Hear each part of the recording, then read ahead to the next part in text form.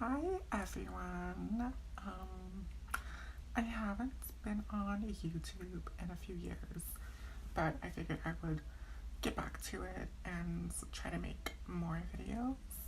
I had a lot of requests lately on like foundation recommendations and how to do like really natural makeup, and I figured HD makeup to look very natural in real life and in videos, pictures, etc. So I decided to make this video and I hope you like it. So this is my all-time favorite moisturizer. I have oily skin and I was on retinol, which made my skin peel really bad, but this was the only cream that really hydrated my skin and didn't make it feel greasy whatsoever. I just love it.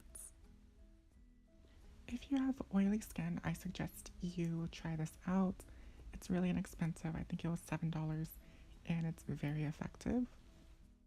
It really does help keep your T-zone matte, but I wouldn't recommend it for every day just because it is alcohol based. So this is just a standard silicone primer that I've used since middle school, and I'm applying it where my pores are large just because foundations tend to pool in this area. I'm not going to apply this primer to my whole face just because I find that these types of primers tend to make the foundation slide around, and throughout the day it tends to feel really heavy. Okay, so these have been my favorite foundations. This is the MAC Studio Fix Powder Foundation, the Maron Celebra Pro HD Cream Foundation, and the MAC Face and Body.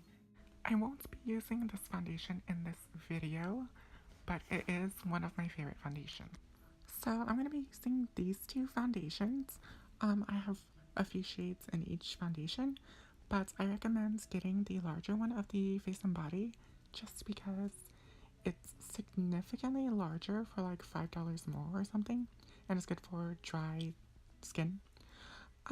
The Maron Celebra Pro HD Cream Foundation, it's good for, I would say, all skin types, but if you are dry, I'd recommend the RCMA foundation. I just don't like this one because the shade is a bit pinkish orange compared to the Celebra Pro, which has more of an olive tone, if you can see. The RCMA is really good though. A lot of makeup artists use it, and it's really inexpensive, very skin-like. These are all very skin-like, and they don't give flashback or anything like that. So I highly recommend them because they're just really good. So I'm going to go ahead with the MAC Face and Body. It's a water-based foundation and it's water resistant, but you really have to shake it, and it's really liquidy. Best to kind of rub it between your hands to make it kind of tacky. I don't recommend using a brush with them just because that tacky layer is kind of hard to get off the brushes.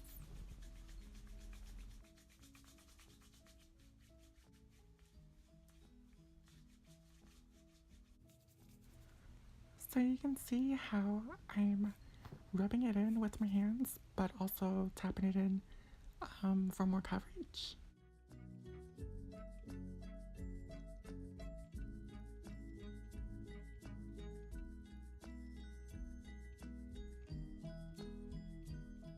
It's a very sheer foundation, but you can really build it up and it still looks really skin-like.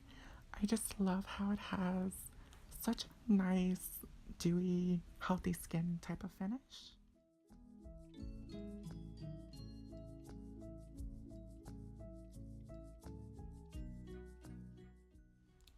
So I'm going to use the shade Tangerine to color correct. It's the darker orange for like under my eyes. Really like this formula because it's so creamy and skin-like. It doesn't look thick or anything.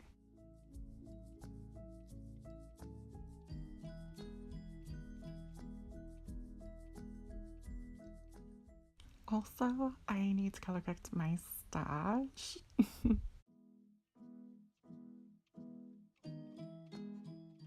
Under my lip because because it's kind of dark there too. I don't want it to turn ashy.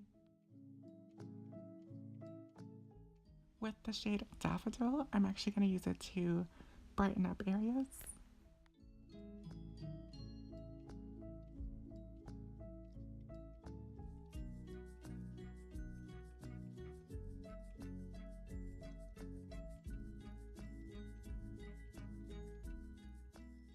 Using a small dual fiber brush, I am lightly setting the cream. I don't recommend using too much powder because it can add texture and look noticeable once you put your foundation on.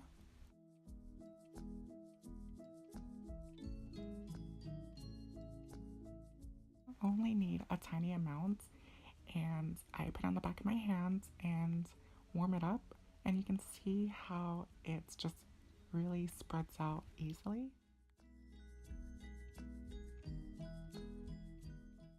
I'll be using a flat top buffing brush. You can see how it really just glides on and it's really easy to blend. It doesn't look cakey or heavy. It really does look like skin.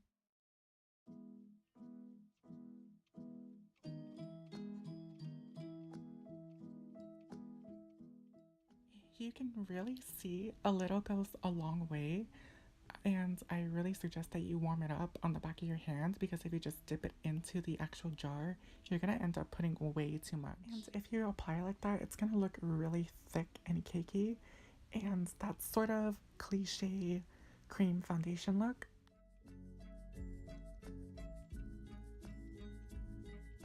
So, if you haven't tried this sponge, where the have you been? It's super inexpensive. I believe it was like $2 and it's a spot on dupe for the Beauty Blender. So you've noticed that I don't actually use a blending sponge to apply makeup. I mostly do it to blend out any streaks or anything. I just find that they soak up way too much product, irregardless of whether it's a beauty blender or not. It's just the nature of sponges. Like, no matter what you do, they're still gonna absorb creams and liquids. You may have also noticed I don't use a lighter concealer under my eyes just because it doesn't look natural. Even people with naturally good skin, their under eyes hardly ever look lighter. It's normally your skin tone or darker.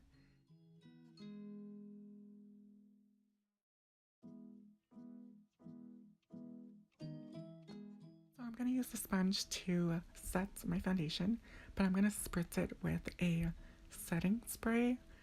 That way it's not going to be too powdery, but it'll really set it and it makes it more of a natural finish.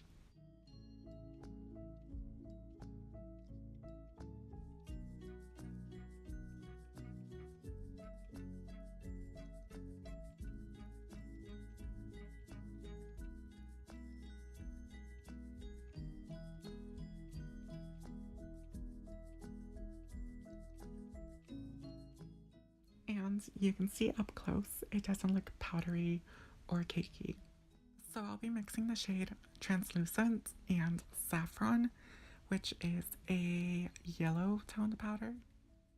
I prefer this one over the Ben Nye banana powder just because this one seems to work better for oily skin.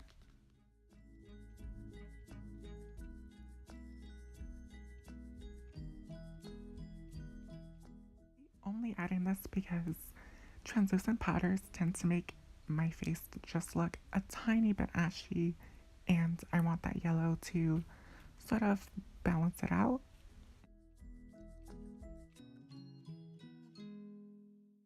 I highly recommend using a more gray toned contour just because it looks way more natural compared to a bronzer, and it actually does mimic the look of a shadow. I would recommend stopping at around your iris. If you go any further, it can look a bit drag-like.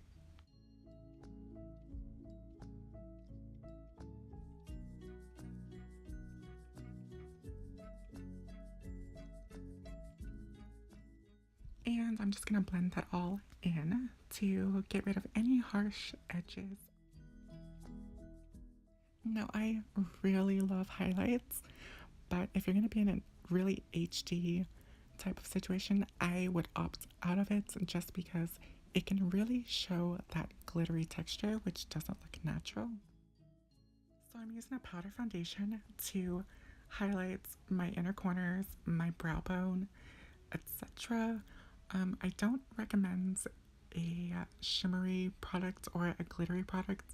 Try to use a satin or matte texture, either eyeshadow or powder foundation. You also don't want to use a shade that's too pale because it will look ashy.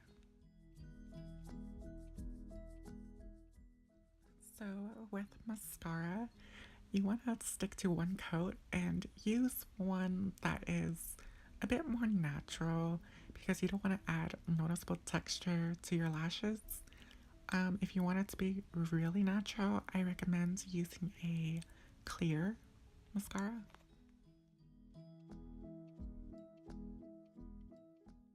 And try to avoid a very black mascara because it can look really artificial.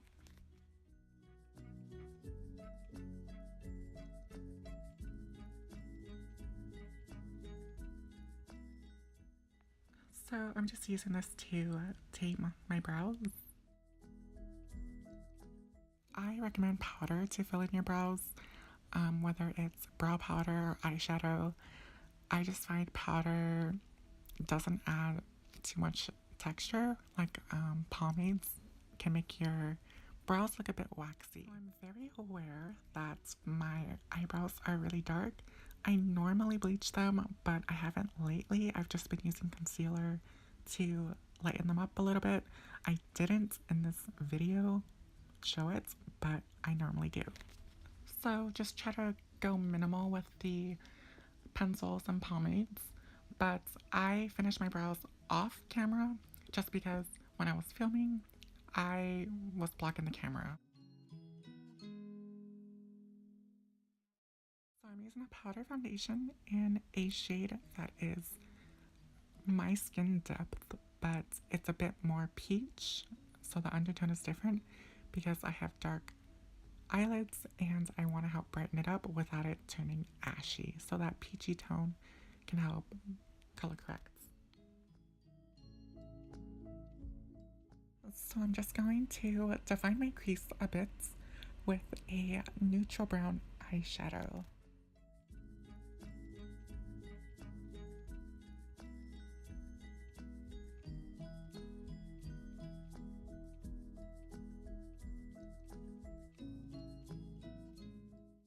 So I'm just adding a little more depth with a deeper shade.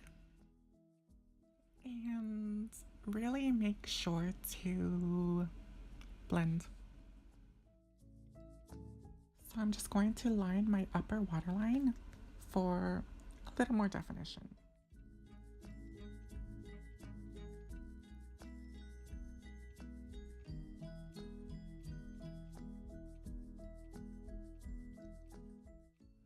So I'm gonna go ahead and use Yash all over my lips. It really matches my lips and just makes them look really even. So I'm going in with Kinda Sexy and putting it on the inner portion of my lips.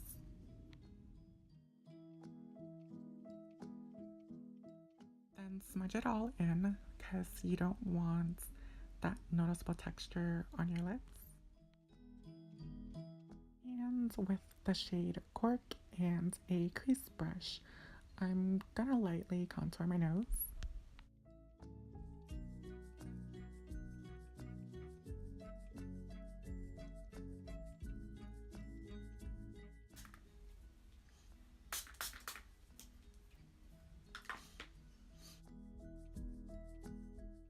Now I'm going in with a finishing powder. Now, most finishing powders are just silica.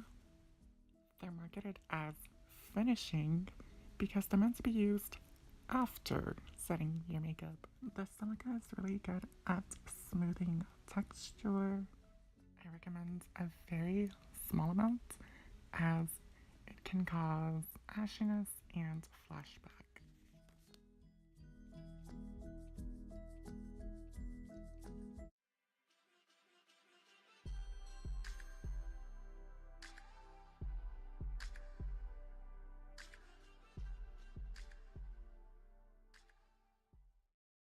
That's the whole look.